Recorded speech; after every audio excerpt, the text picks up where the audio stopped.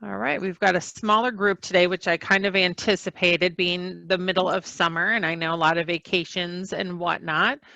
So we're going to go ahead and get started here. Welcome again, everybody. Nice to see you all.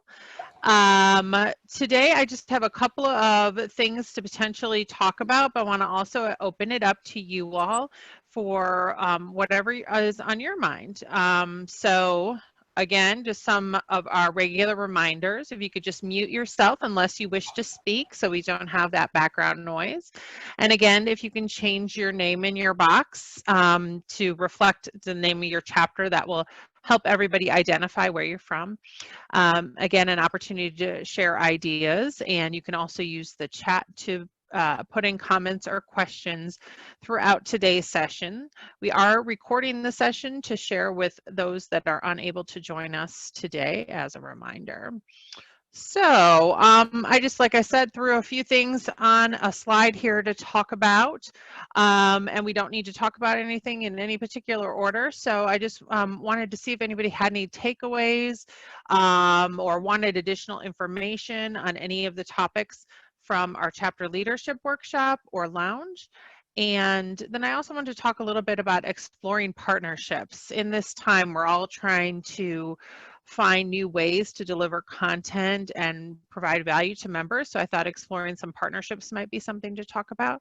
And then finally, I wanted to see how this group felt about adding our president-elects to these calls in the future, as we're now moving into the second half of the year, and most of them will be starting in January. So, oh, Mike, can you hear us okay? Yes, thank you. Okay, Good morning. Good. Good morning. All right, so I'll just start at the top and we'll go from there. So anybody have any comments, questions, thoughts about anything that you learned in the training, kind of an aha moment, something you want to explore a little bit more with this group? Okay, don't everybody talk at once. Okay, that's totally fine. This is Nick in the Bay Area chapter. Hey, Nick. One of the things I took away was just everybody seems to be focusing on retaining their current membership, weathering the storm. I think that kind of resonated with me. You know, I'd love to, you know, have more ambitious goals for this time, but right now it's just trying to hang in there. It really is, and I feel like, and Nick is in California. Yeah, was it yesterday or Monday when things kind of closed back down again in California? And I feel like that was kind of my heart just kind of sank, and I know other parts of the country are feeling that too. I think a kick in the gut. Absolutely, it really was, and I really felt it because, you know, I've spent a lot of time with you all out there, so it really, you know, I know this affects other parts of the country as well. Is I think a lot of us, you know, initially thought this was going to be short and we would get back to business. And then we were like, okay, we'll make it through the summer, and then come, you know, the last part of the year, we're going to figure this out. And then now it seems a little bit longer. So you're right, Nick. We have to figure out how we can continue to move forward. That's why I started to think about, you know, how can we do that? How can we make sure we all get through this? Because the longer it lasts, I think the more anxious people get, right? Who has the brilliant idea today?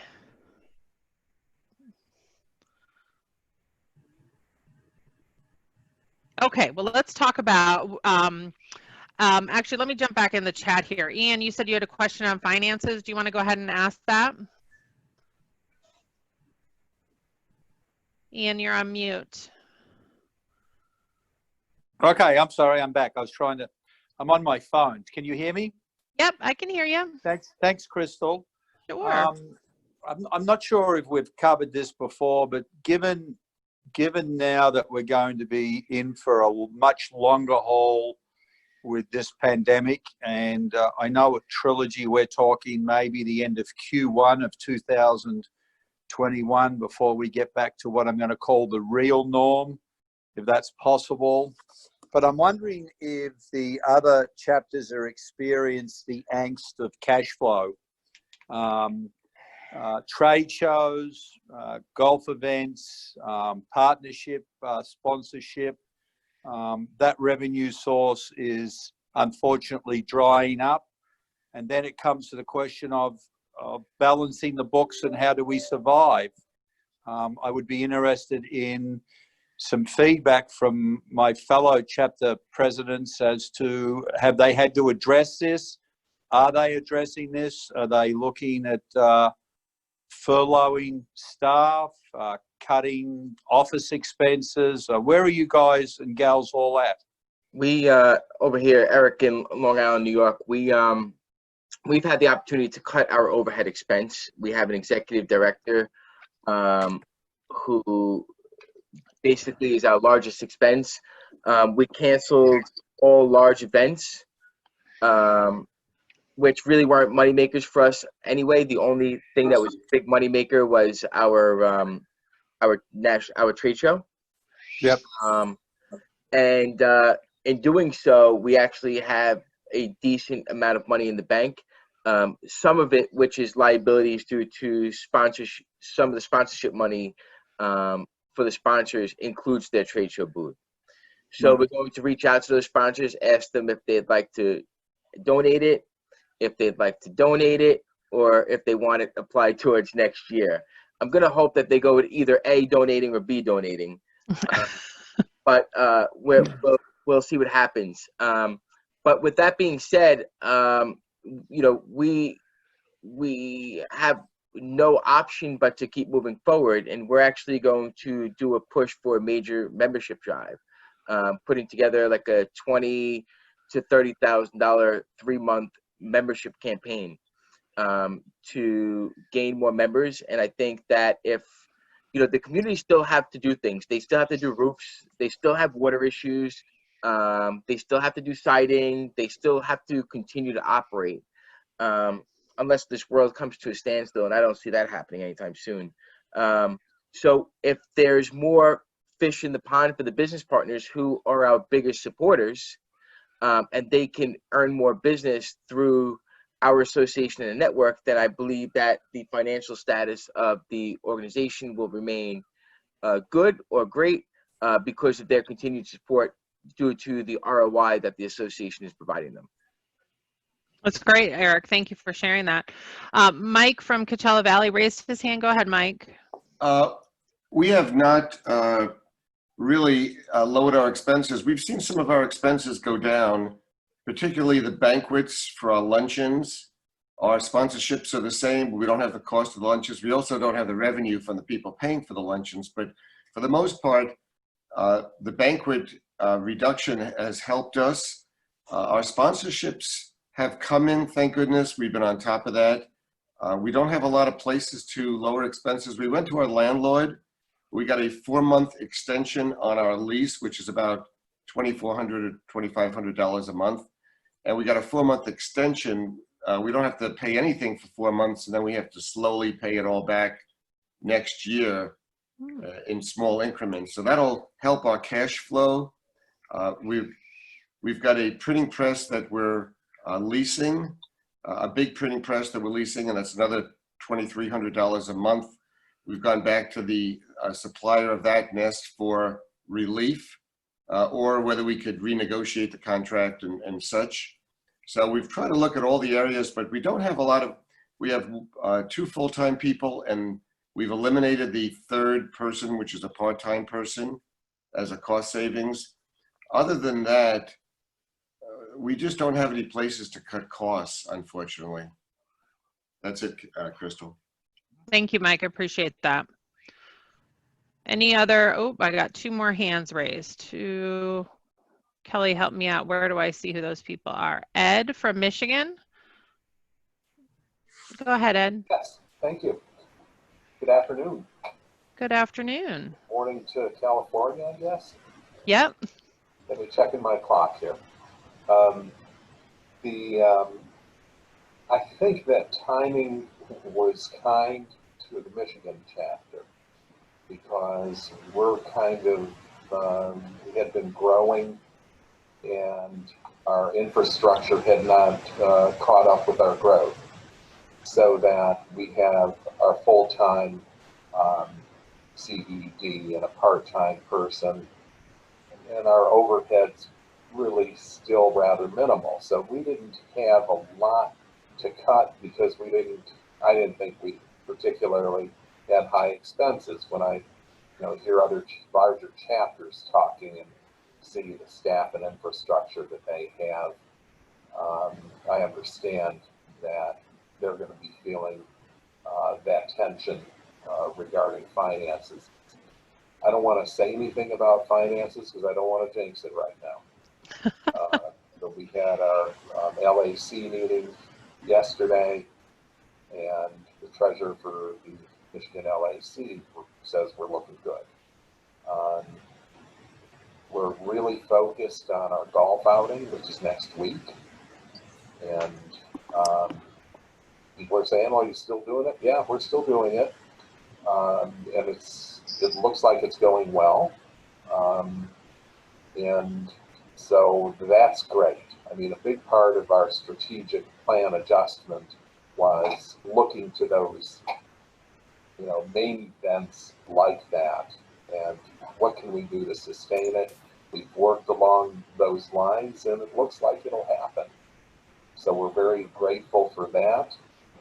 That'll be great, of course, as a source of revenue from the golf outing and our annual conference is the two main ticket items, and we'll enjoy each of those this year. So far, so good.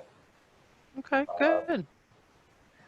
Otherwise, exploring partnerships, I was just going to comment, I know Vicki, our CED, has been, communicates regularly with other chapters. She's been in touch with the Minnesota chapter concerning their golf outing. And so we're looking at people who are doing things ahead of us in time and getting good feedback from them about, tips for making it work better, that sort of thing. And I feel like we're going into our golf outing next week about as well prepared as we could hope to be. And maybe even a little better than that under these current circumstances. Very good.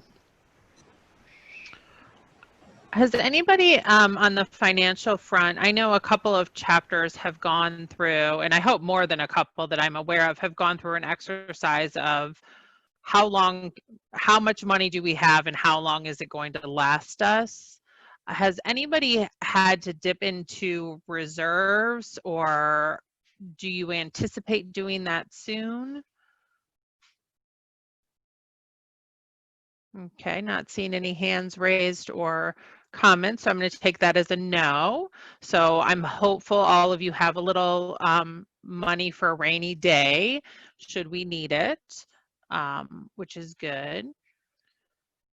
On the partnerships, thank you, Ed, for bringing that up and talking with other chapters. That's something kind of on an individual basis. I know some chapters have been talking about perhaps joining together for various education or sharing educational content across chapter lines.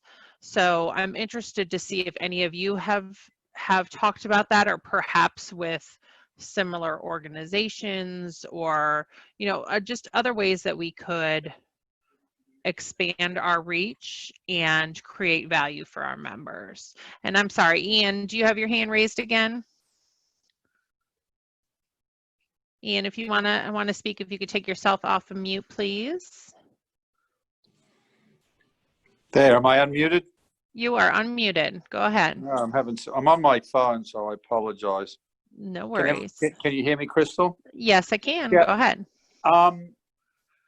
There's no such thing as a stupid question, so I'm going to ask the question. I do not believe that there's any federal or state programs out there for for loans or financing.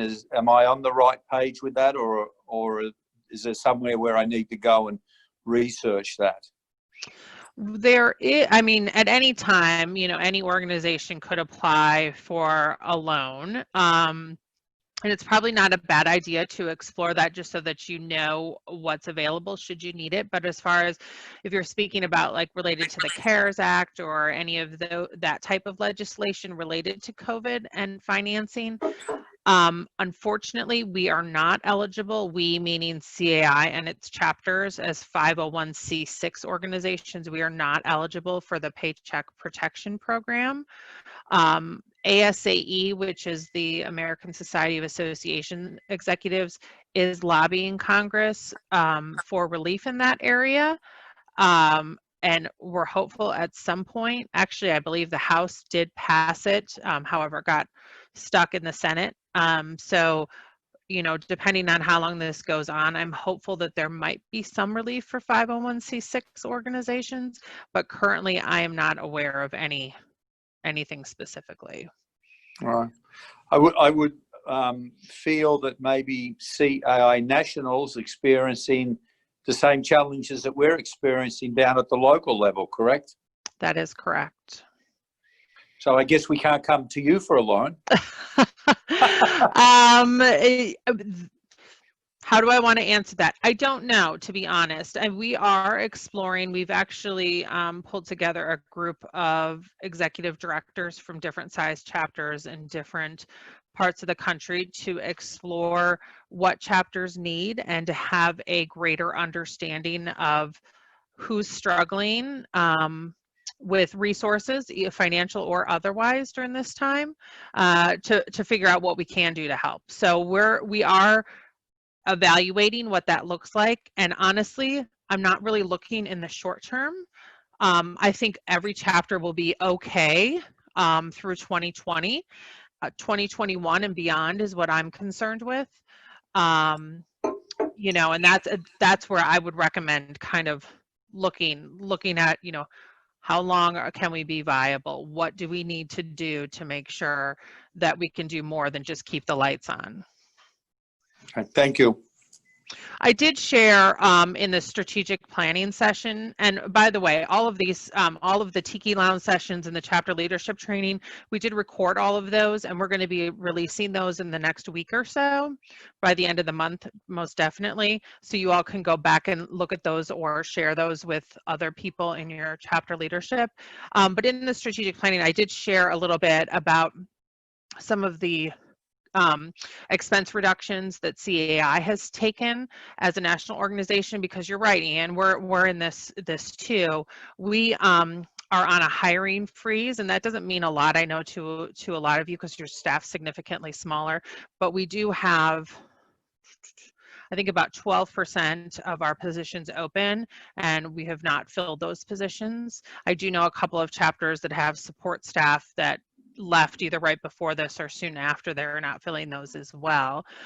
We also are not doing merit increases, and we've recommended that to executive directors as well, to look at, you know, putting that on hold until things are a little bit better. And if you have a bonus structure, it might be a time to say, hey, let's put this on hold until we're in a better position in order to keep staff. That's the one thing we decided. We could give people raises, or we could lay off about 10% of our staff, and we decided we'd rather keep all of our staff.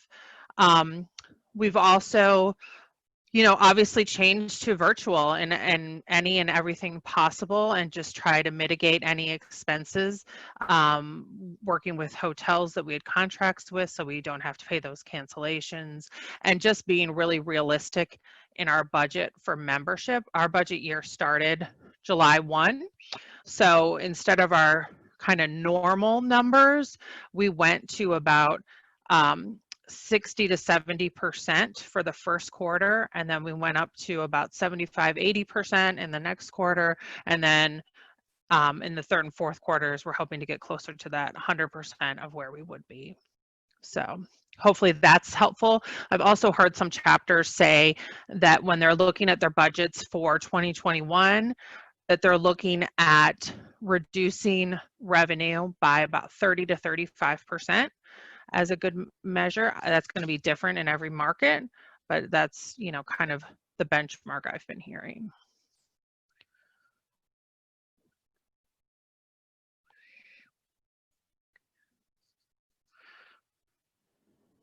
Any other comments on those areas?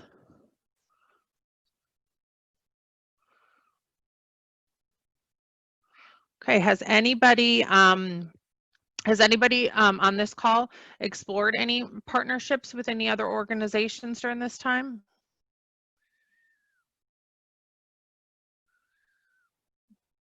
Or are there ones that when we started talking about it came to mind, like, hey, maybe I should reach out to XYZ organization? Mike, do you have your hand up? Yeah, just we've been working very closely with our local college called the College of the Desert, developing a curriculum program for community management. And we've been working on this for over a year. With them developing a program. We've had Dave Jennings come out, and you know, it's been a real combination of national with the chapter development program, not probably dissimilar to what they're doing in the Rocky Mountain area. We're kind of doing it on our own, although we've talked to them, and that's really moving along very well. We have a real shortage of community managers in this area of the country, and it's kind of interesting. And our community management companies are going after each other to try to pilfer people, which has hurt our membership, frankly, because some of the management of the community management companies don't want their people to go to CAI events to get coerced into moving. So it's hurt our membership a little bit. And so we're hopeful if we can add a nice chunk of new talent that it will help. And we've gotten the management companies all involved with this. We've had sessions with open sessions for the management companies to meet with prospective students and all kinds of things like that. So that's working along real well.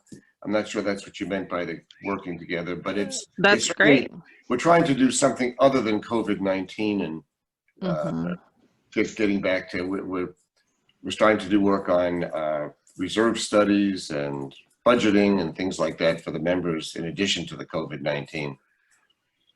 Yeah, I think we're all trying to get back there in some way. So thank you for sharing that.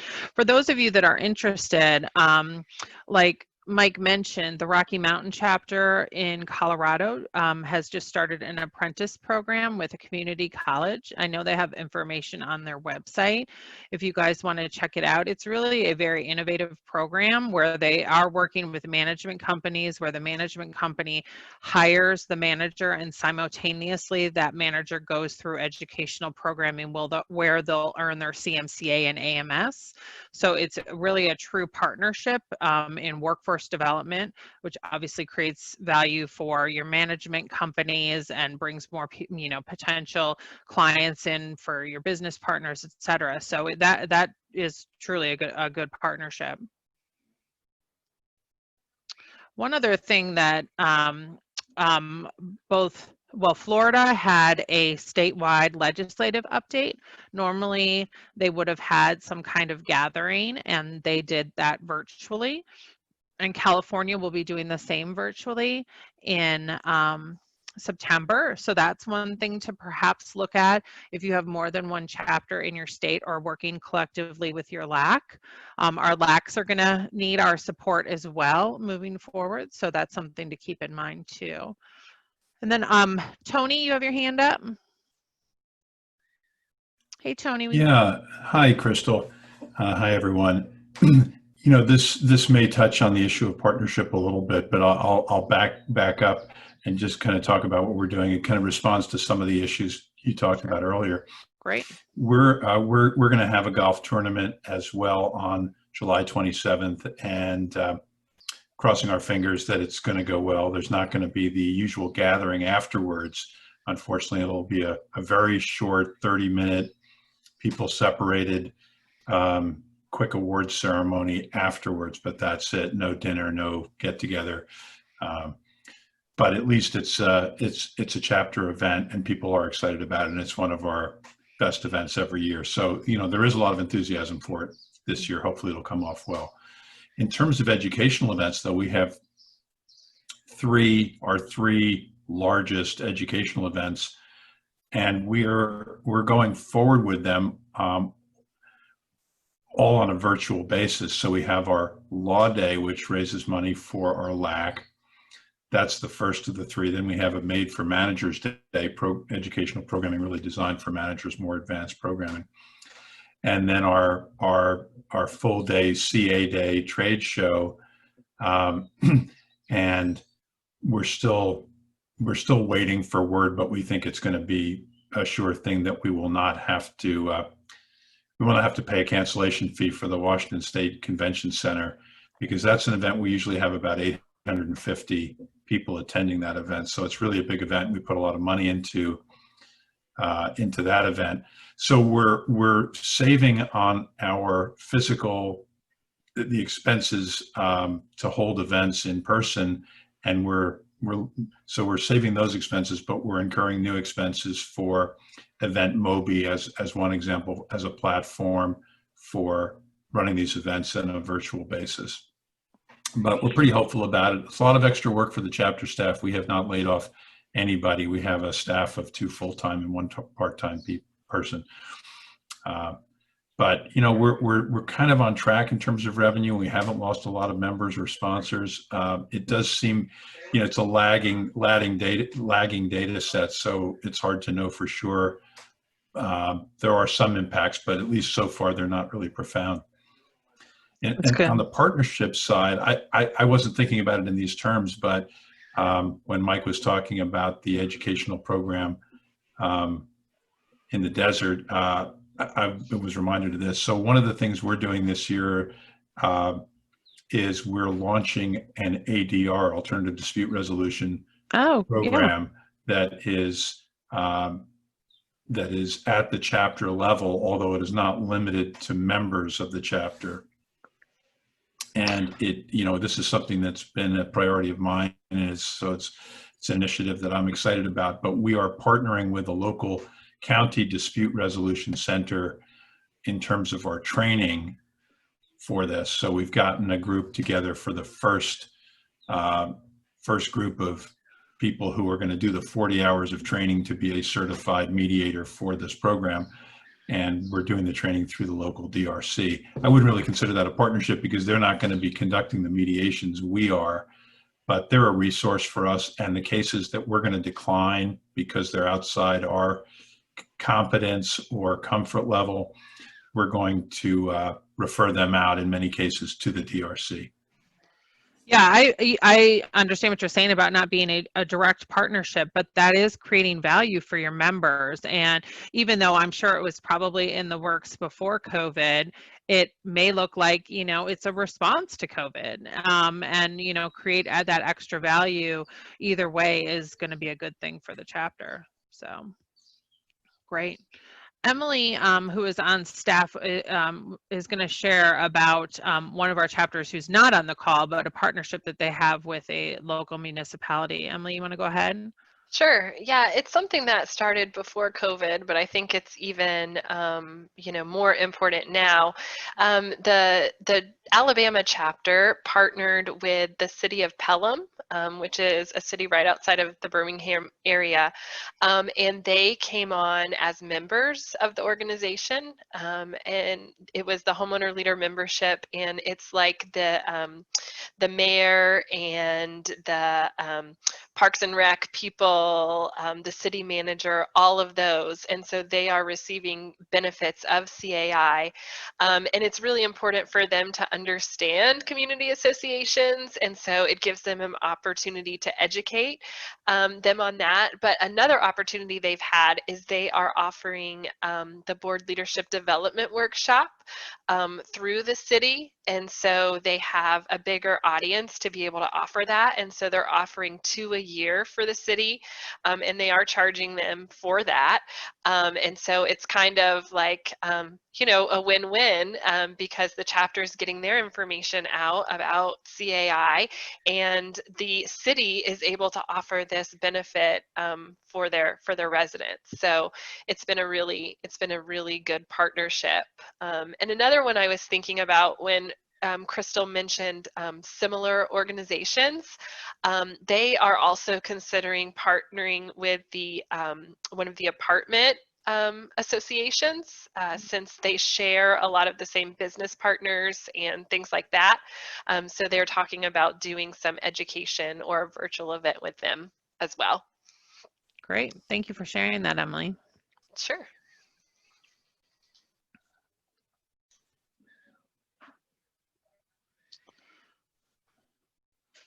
One thing I wanted to mention that when Tony was speaking, it reminded me, he had mentioned that membership hasn't taken a big dip, and obviously every chapter is different, and we do look at those membership numbers monthly, chapter by chapter, but I'll give you some nationwide numbers just so you can have an understanding. Over the last 12 months, we've been able to retain 78% of our membership.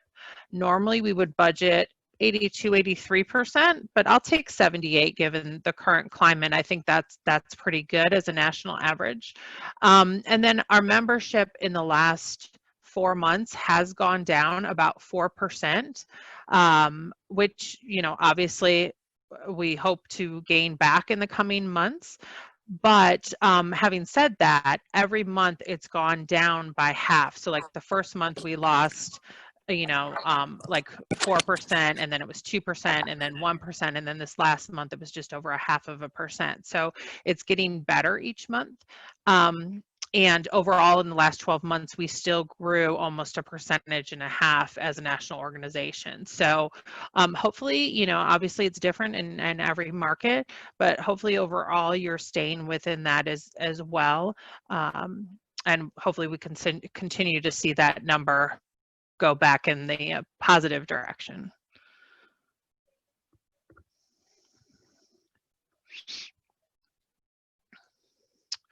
Ed had mentioned working with the LAC. Have any, I know a lot of you do chapter fundraisers or a law day or legal education day in conjunction with your LACs. Is that something you all have explored, or are you just really focused on, you know, the golf outing, the trade show, and that sort of thing?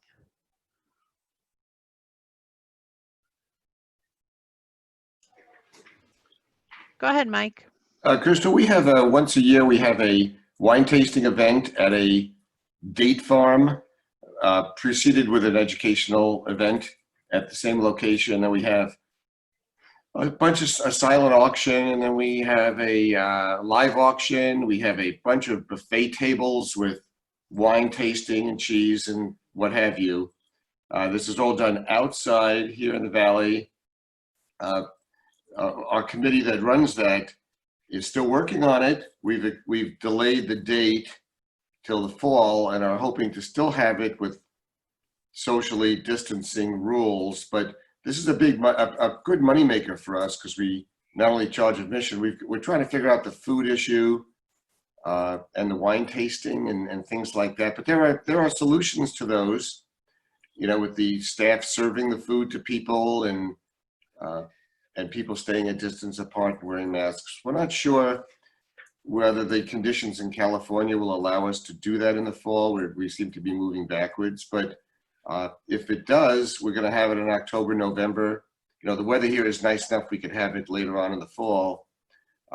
It's something we don't think we could do virtually. And this is a fundraiser for the LAC, is that correct? It's 100% fundraiser for LAC. Okay. It's a once a year event. We just can't think of how we could do this virtually. You know, there's not an education portion of the, I mean, there's a portion of education beforehand, but not actually part of the wine tasting and the raffle. We're thinking of maybe doing the raffle ahead of time so we don't have people at the table, you know, writing their name down on a list, and we're researching that. We've heard some of the other chapters have done that successfully, but we've got a lot of stuff to raffle out, and we may, you know, it all came free. So we want to get all the money from that if we can. It usually raises quite a bit of money for LAC. So that's what we're doing for LAC. Yeah, that's an interesting idea. We were actually talking about that on another call earlier about silent auctions, and there are various platforms out there to do silent auctions. And I was thinking, and we're going to be talking about this a little bit more as the staff team, but I was kind of thinking, what a great opportunity for a sponsor to give something away, whether it's a gift card to a restaurant or grocery store, or maybe it's free services for, a discount off of painting for a community or whatever it may be, but a great sponsorship opportunity. So if anybody's doing anything like that, we're going to hopefully share some more ideas with you on that, but I'd be interested if anybody's exploring that. I did note, Mike, that Cal mentioned he was looking at that software.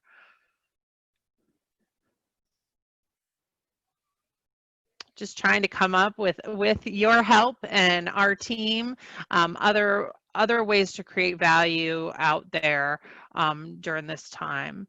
And as a reminder too, those of you who participated on the advocacy and marketing session, there is so much content on our website, and we strongly encourage you to take that and make it your own.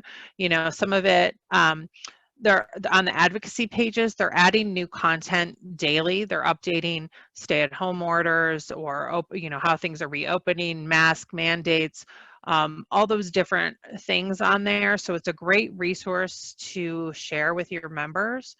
And any of that content there, you guys can take it and just be mindful of. Yours might be a little bit different in your state or area, but you can fine tune it to that. And to jump on that with you, Crystal, Sure. we also have a lot of flyers. I know a couple chapters have been asking for information to give to the communities and things to post there. There's a lot of graphics and flyers that we have on there, including, how to wear a mask properly and things like that, that communities can either put in their newsletters or put signs in the common areas, things like that, that are great ways to get a different type of content out in front of the members too, to show you like, hey, here's some of the stuff we've already put together. You don't have to redevelop this, whether it's from a management company or from the community itself. We also have, and Emily, I'm going to put you on the spot here. We only have access for executive directors as staff because of limited licensing. But Emily, will you talk a little bit about what kind of resources we have on the media manager that hopefully presidents can remind their CEDs to use, or maybe give them some ideas? Sure. Yeah, there's a lot of stuff on Media Manager, from everything from your chapter logos to ads that you can use in your newsletters. And we have a lot of stuff on there that is COVID related. So we have we just released the results from the pool survey that was done. And so we have graphics that can be used on social media, with promoting that survey. There are things on there that talk about creating community and getting involved with your local CAI chapter. So that's on there as well. There's also things on there that aren't COVID related. And so things like promoting our new digital bookstore and education, the CMCA. There's so much on there. And we just recently added graphics that can be used on Twitter and LinkedIn and Facebook. So if I would encourage you guys to encourage your CEDs, if they have not already, to really take advantage of that, because there's so much on there that they could be using. In addition to that, there's also images on there that we have, that we own the copyright to, and all of the chapters can use, they're not really applicable right now because a lot of them show communities with people close together, but there may be some on there that they could use. And so there's a ton of pictures there that you can use in your publications. Yeah, and the last thing I'll mention there is there's a videos as well, and so don't forget about the video content. And the reason we're bringing this up is because we know all your CEDs are super busy because they're trying to transition and learn how to do these events, social distancing or virtual. So we're just working to make things a little bit easier so that they don't have to spend their time looking for images or content. Make it as easy as possible. And with the videos, we make sure that the CEDs and you guys know that you have access to CAI's YouTube page. And so any of those videos that are posted on the YouTube page can be shared at the local chapter level as well. What other things do you guys need from us? In your role as president, what could you, as a board member, as a chapter member, what other things could CAI be providing to you at this time?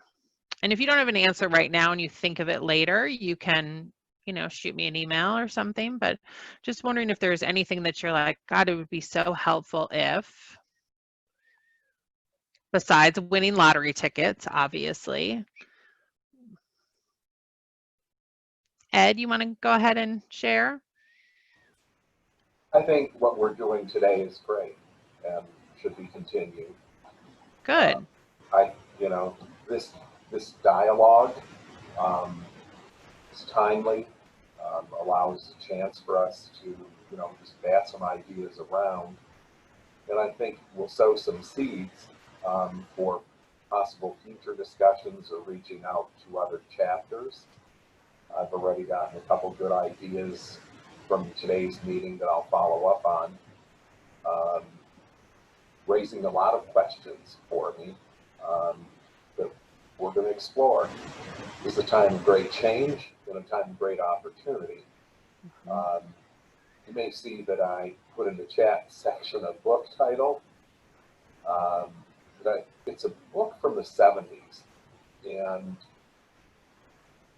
I think that what it can do is it can change your whole perspective on what's going on with the COVID crisis. COVID crisis happened, but the changes that we're seeing were projected some time ago. Alvin Toffler predicated those changes on the information revolution, which is what the third wave is or was.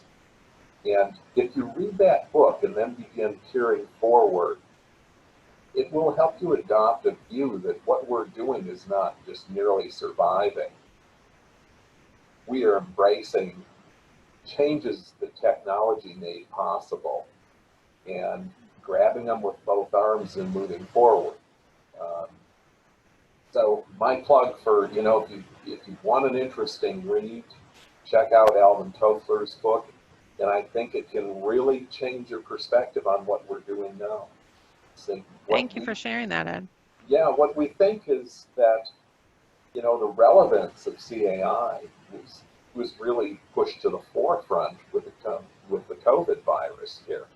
We have the crisis, and we recognize that here we were with the opportunity to be that go-to place, the people who knew what was going on, or the people who were going to bring in the experts that would talk about what was going on.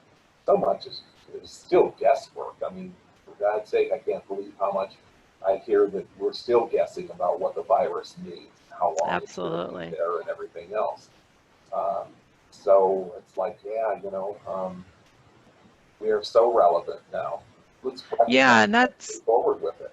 Yeah, and you make a good point in that I think all of the chapters in CAI have done a great job at showing that relevance, and we can continue to do that. We've shown that we have the ability to change with the times, and we just need to continue with it.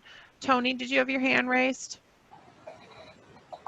Yes, I was thinking about your question. What could CAI do that would be helpful? There's so much information that we're all being deluged with, and one thing that I think might be helpful, and it has been helpful actually from these chats, is distilling that down to a 1 or 2 page document that we can quickly scan and say, okay, I can use those 4 ideas for my chapter. Because if we're each doing this individually, you know, it's a very imperfect system, and we can't be exposed to all the ideas. So things that you learn about at you know, at national that are useful, it would be great. And as I said, I think you're doing it already, because you provide notes after these chapter president get-togethers. But that kind of thing where you've already selected out things from the huge morass of information that we're getting about COVID and adapting your organization, you know, to the essence or the most helpful items, and sharing them out to the rest of us. Absolutely. Some of those other items, there's a couple great resources that have come out recently if you hadn't had a chance to look. One is Healthy Communities, that speaks to the CDC guidelines. And there's one, I'm not sure if it came out already or it's coming out later this week, is Reopening Communities, and what that looks like, and some things to take into consideration. So watch for those. The other thing I want to mention, and I flipped my slide to the resources page, is the President's Exchange. You all should be getting, you and your president-elects get one each week, and the CEDs get a separate email from us, the Chapter Leader Connection. If you're not getting that, let us know. Emily sends that out every week, and that gives kind of highlights, not only COVID, actually, honestly, it's probably not as much COVID, but just highlights of information that's going on. And then also that comes through the exchange, so you can go back and look at them. But through that exchange, you can also post on their questions to each other, and it's just presidents and president-elects. So if you're like, you know, wondering about something or want to share a good idea, that's a great way to do it. This is fantastic, and we're going to keep doing this monthly for the next several months, and we'll continue as long as you guys want to. But that's just another way that you can share information and get ideas.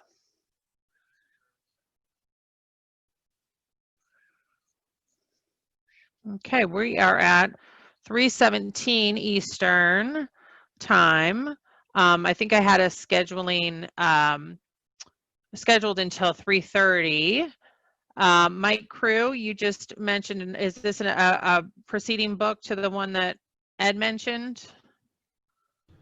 Yes, it is. Toffler wrote a book in 1970, maybe, Future Shock, where he talked about the accelerating rate of change in our society and the stresses it was causing. And I think Ed's right on the money. Toffler was talking about the stress, and we got change in a fire hose manner in the last 6 months in a way we never expected. And it's stressing. I think about the way our clients are responding to us and the way they're reacting in general, and our society in general, all the ruckus and everything in it. And I think Toffler was just 50 years too early. Yeah, it's interesting. He hit the money. He said that we're going to crack under the stress of change. And yeah. And there's lots of cracks right now.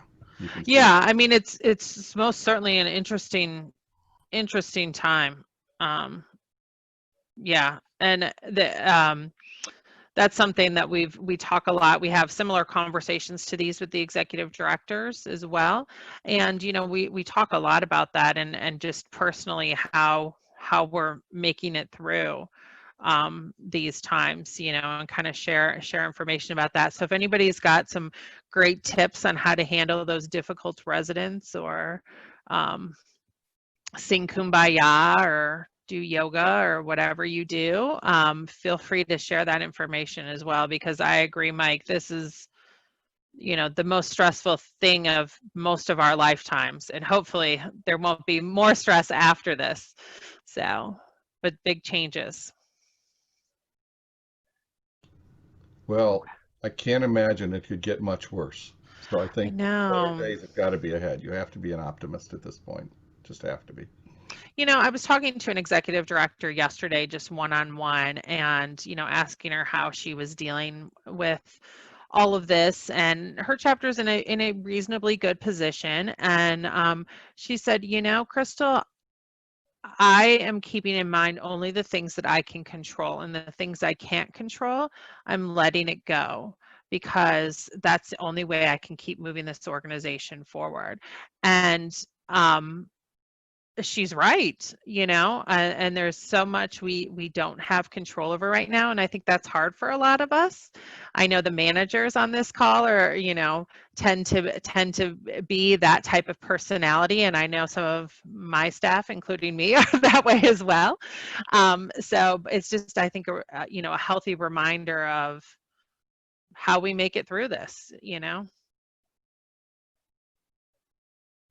Okay, on that note, thank you everybody for sharing today. Really appreciate it. Appreciate everybody wanting to include our president-elect. So I'm going to send out a note to them and include them on our next call in August. So I already have that on your calendar, and hope to see you then. In the meantime, if you guys want to reach out, feel free to send us a note. We're happy to get on a call or chat with you via email in between. So thanks, everybody. Stay safe. Take care. Bye-bye. Bye.